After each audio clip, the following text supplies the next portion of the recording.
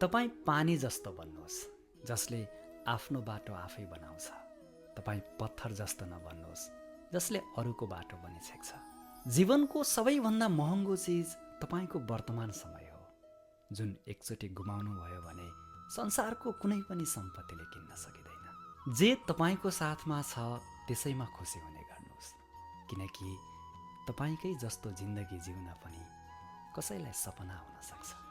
सरल स्वभाव भएको व्यक्तिलाई कमजोर सोच्ने कोसिस नगर्नुहोला, किनकि सरलता उसको संस्कार हो, कमजोरी होइन। मनमा शान्ति चाहनुहुन्छ भने अरूको काम र अरूको कमजोरीमा ध्यान दिन छोडिदिनुहोस्।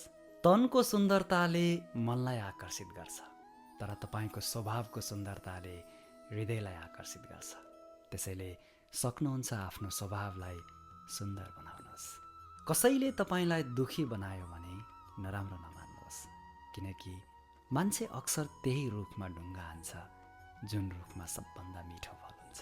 ध्यानको अर्थ हो भित्रदेखि मुस्कुराउनु। सेवाको अर्थ हो त्यो मुस्कानलाई अरूको अनुहारसम्म पनि पुर्याउनु।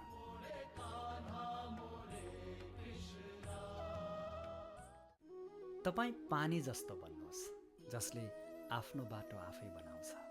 तपाईँ पत्थर जस्तो नबन्नुहोस् जसले अरूको बाटो बनिछेक्छ।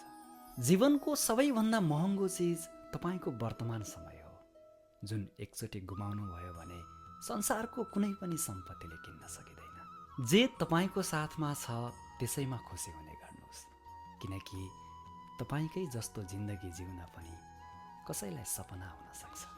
सरल स्वभाव भएको व्यक्तिलाई कमजोर सोच्ने कोसिस नगर्नुहोला, किनकि सरलता उसको संस्कार हो, कमजोरी होइन।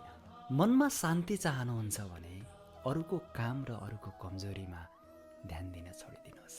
तनको सुन्दरताले मनलाई आकर्षित गर्छ, तर तपाईँको स्वभावको सुन्दरताले हृदयलाई आकर्षित गर्छ। त्यसैले सक्नुहुन्छ आफ्नो स्वभावलाई सुन्दर बनाउनुहोस्। कसैले तपाईँलाई दुखी बनायो भने नराम्रो नमान्नुहोस्, किनकि मान्छे अक्सर त्यही रुखमा ढुङ्गा हान्छ जुन रुखमा सबभन्दा मिठो फल हुन्छ। ध्यानको अर्थ हो भित्रदेखि मुस्कुराउनु। सेवाको अर्थ हो त्यो मुस्कानलाई अरूको अनुहारसम्म पनि पुर्याउनु।